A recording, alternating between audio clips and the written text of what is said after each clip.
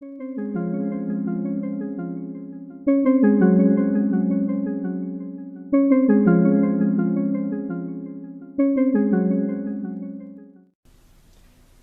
this is James, and I'd like to welcome you to the Oracle Outlook for the week starting January the 30th, 2017.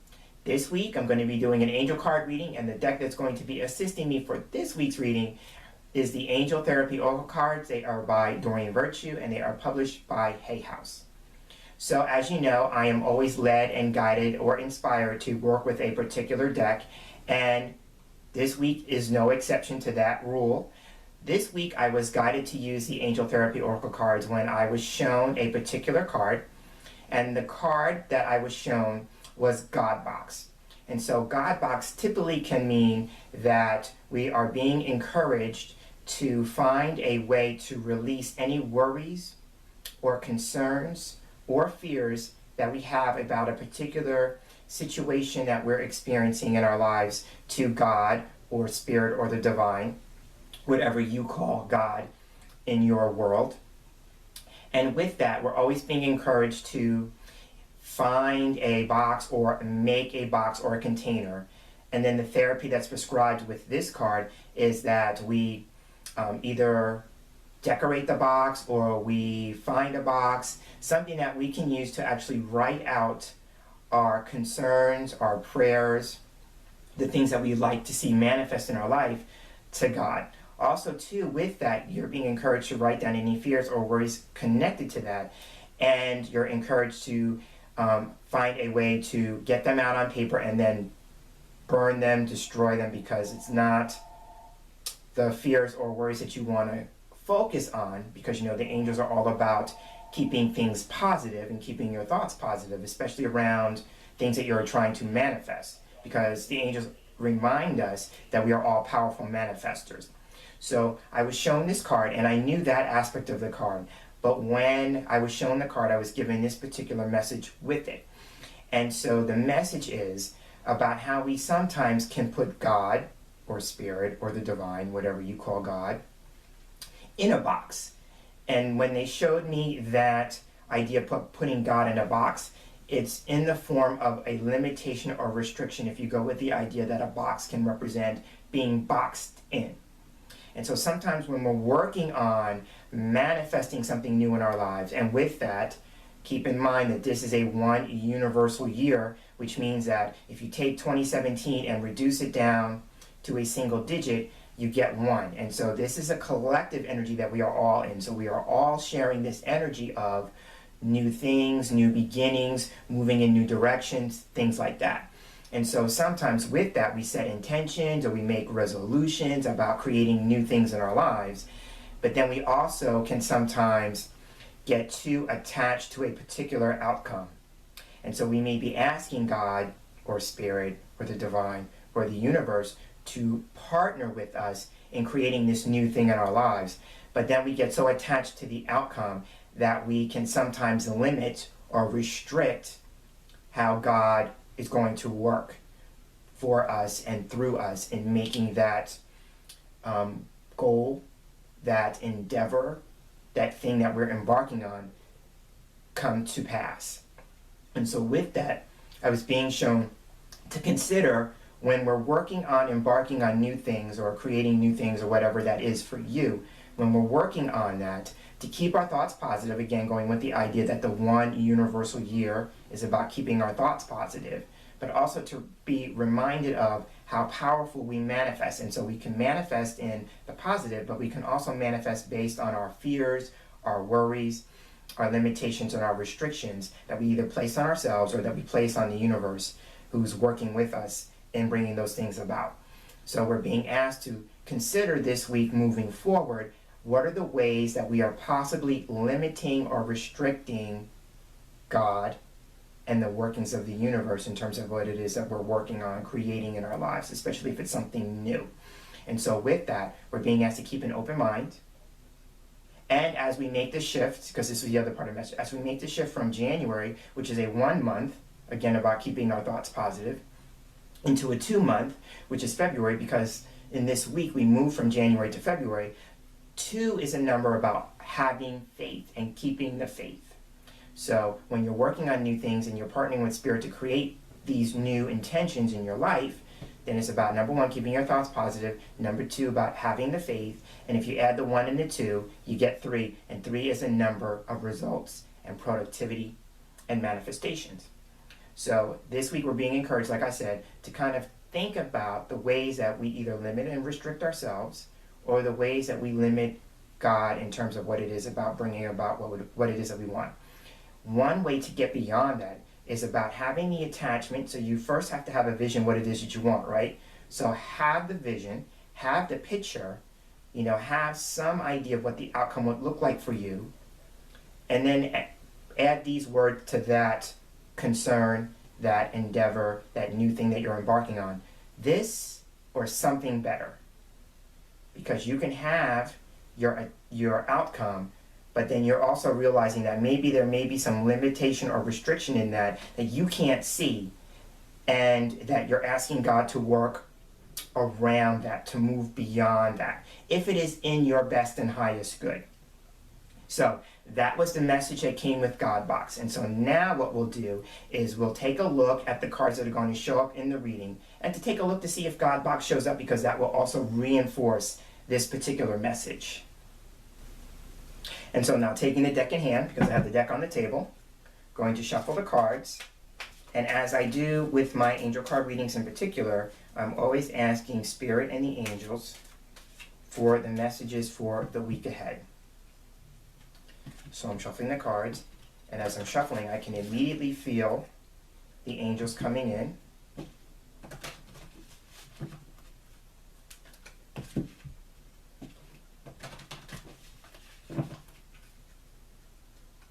So I'm going to shuffle one more time this way. Now I'm going to shuffle my other way. And I always say these in these videos. I learned this when I was working on becoming a certified angel card reader. And I learned this from Radley Valentine, who was one of the instructors in that course, because this is how he shuffles the cards.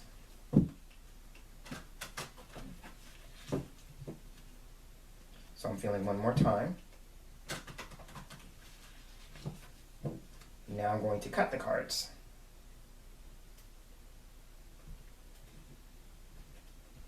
Now I'm going to fan them out. And I'm looking at the fan. I'm going to pick 3 cards that call out to me.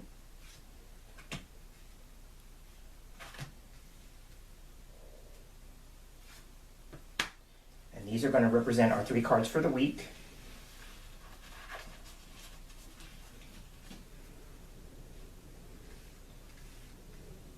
So now I have the 3 cards in front of me, face down. So now what I'm going to do is I'm going to look at the first card. The first card is going to represent either a direct experience that we're going to have at the beginning of the week, or something that the angels are encouraging us to move through as a theme for the week.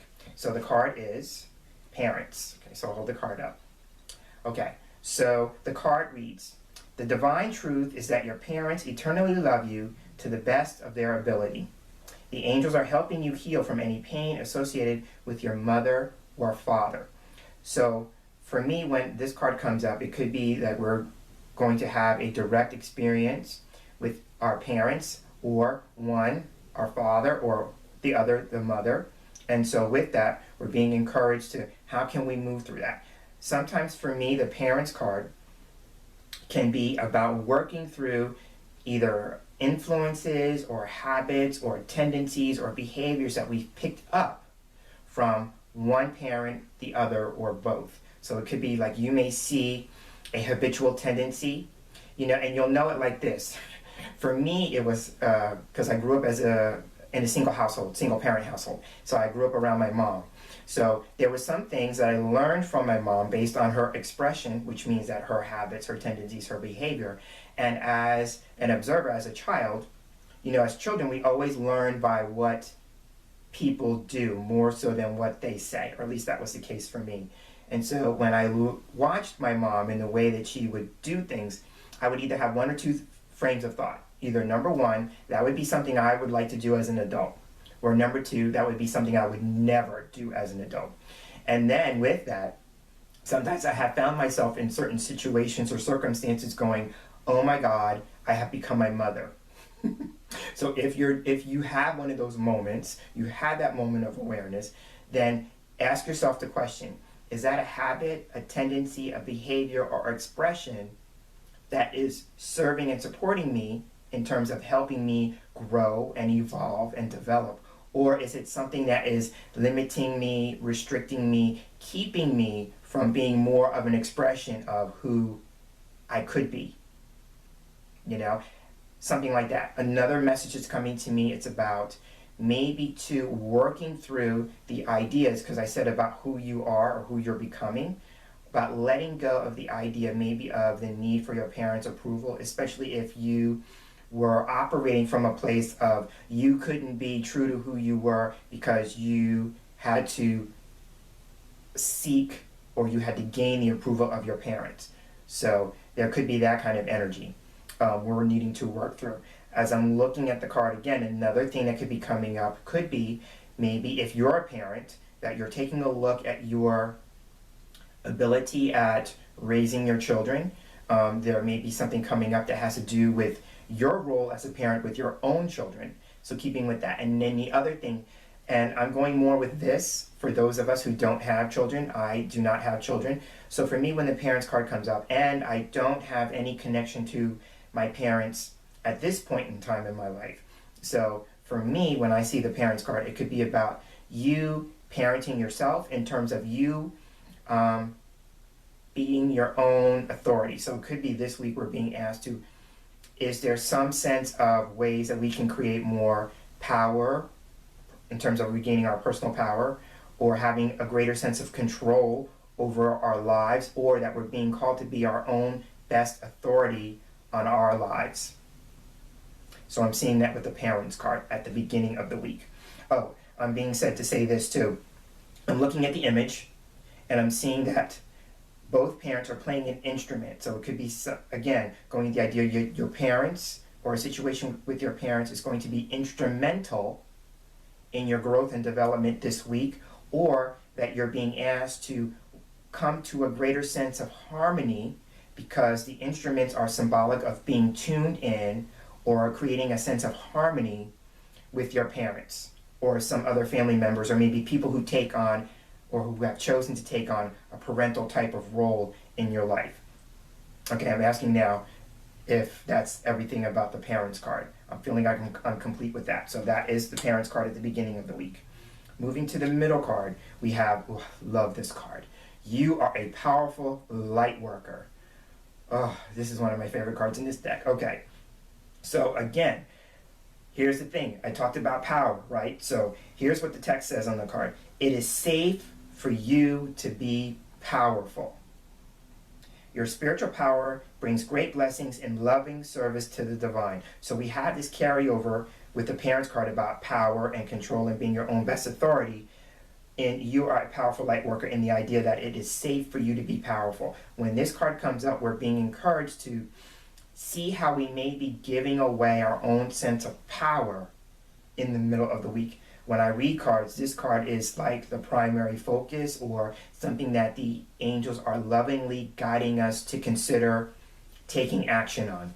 So with this, again, it's about like ways to create a sense of coming back to your own sense of personal power.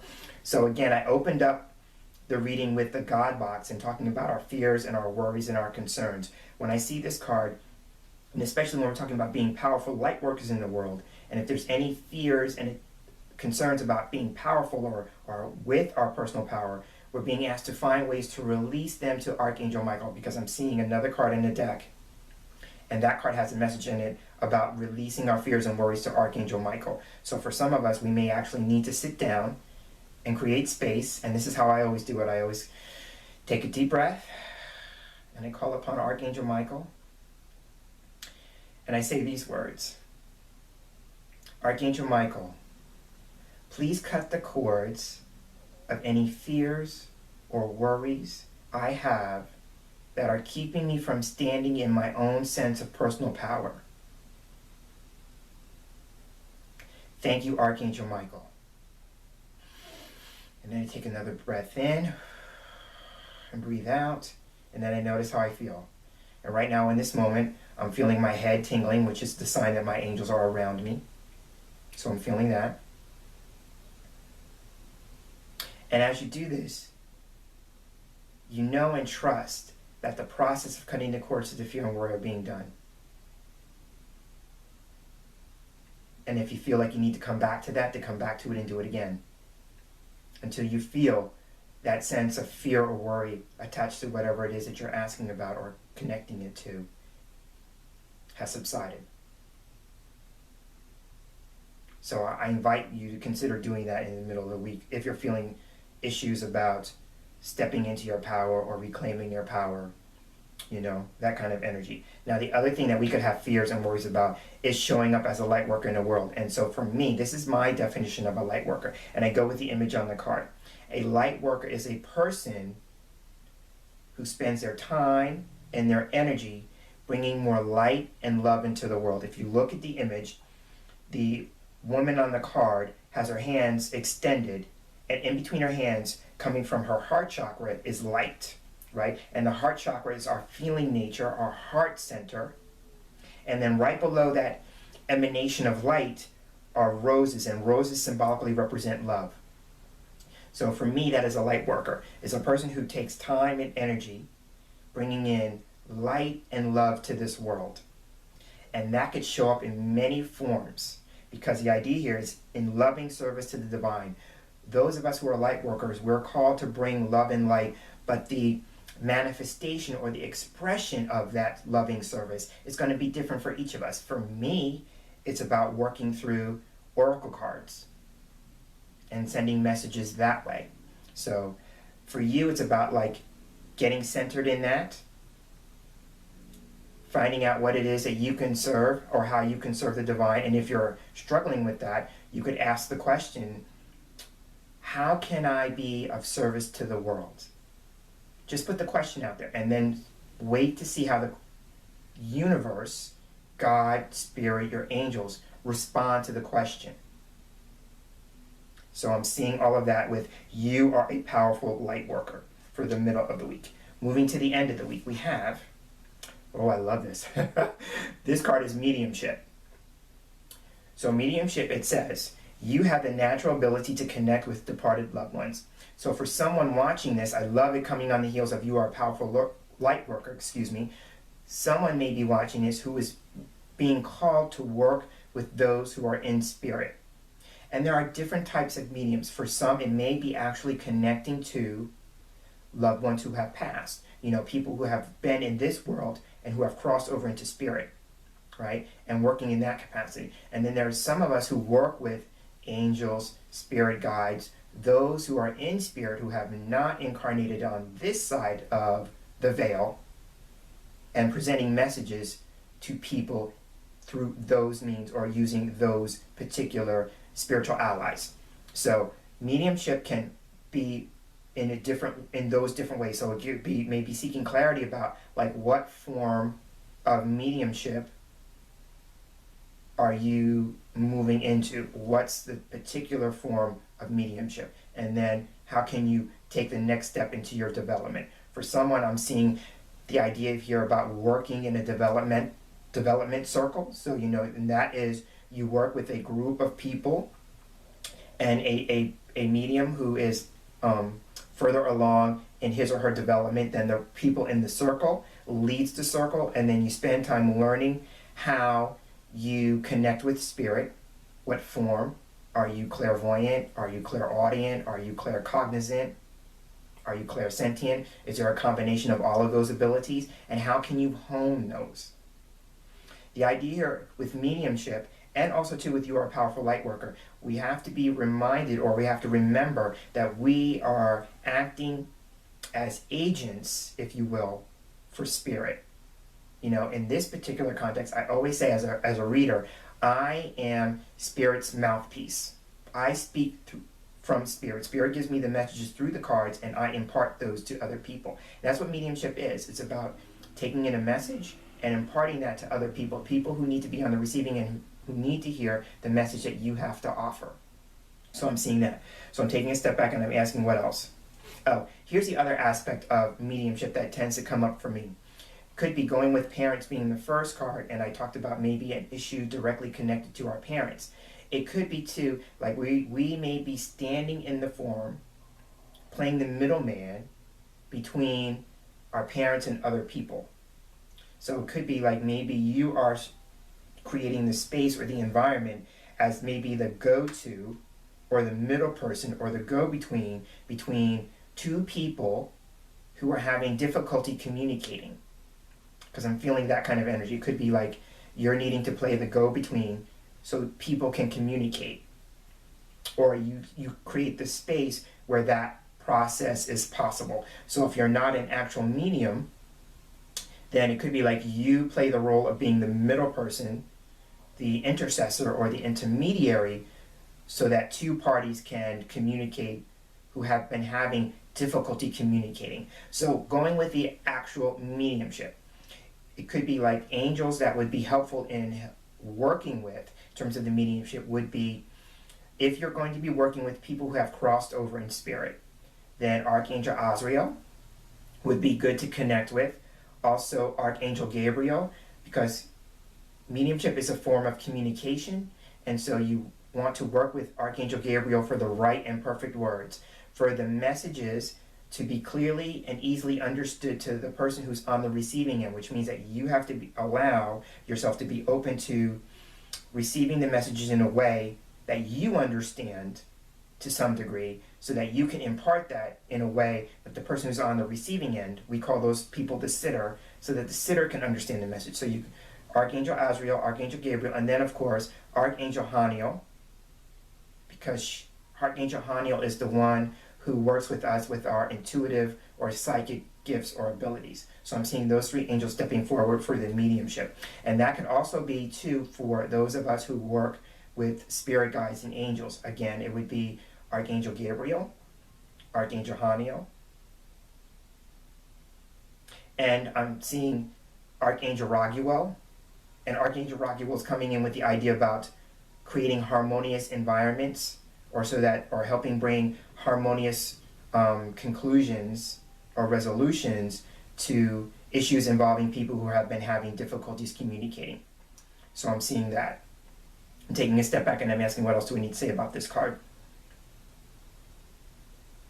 So I'm feeling that's complete. So I'll round out. The beginning of the week with parents, we're taking a look at, number one, issues revolving around our parents, and maybe looking at the habits, tendencies, behaviors that we have maybe picked up as influences, and how those influences are at work in our lives right now. It could also be that we're going to have a direct experience with our parents this week that comes front and center, and with that it's being designed to maybe see how we have maybe given our personal power away, either to our parents, and as I'm saying that, or people in authority positions of authority, and seeing how can we take the time to work on reclaiming our own power. And it could also be too about working on our sense of personal power and gaining some control over our lives. You know, understanding that we are our own best authority on what's right and best for our lives. Then in the middle of the week we have You Are a Powerful Light Worker. Again, the idea of creating a sense of like working on reclaiming our power, that it is safe for us to be powerful, and also to working on how is it that we're going to be of loving service to the divine this week. How can we bring more light and love to our everyday experiences, and that's through the interactions we have with others, through the environments that we go in and out of this week, so keep that in mind. And then moving to mediumship could be like one form of loving service to the divine, is that you take on the role of being a medium, and that could be communicating with those in spirit and imparting those messages to people who are still on this side of the veil, or that you are working closely with your angels and your guides in the same capacity, offering messages that are going to be helpful to other people in this world that we all live in, or that you are going to take on the role of being the intercessor between two parties who are having difficulty communicating this week. And so on that note, I will wrap up this week's Oracle Outlook. This has been Jameson Mitchell, and I am so grateful and so thankful that you have chosen to share this space with me this week. And I look forward to sharing the same space with you again in our next video together. So until then, I'm hoping that you have a wonderful day, and I'm hoping that you have a wonderful week filled with many angel blessings. Take care.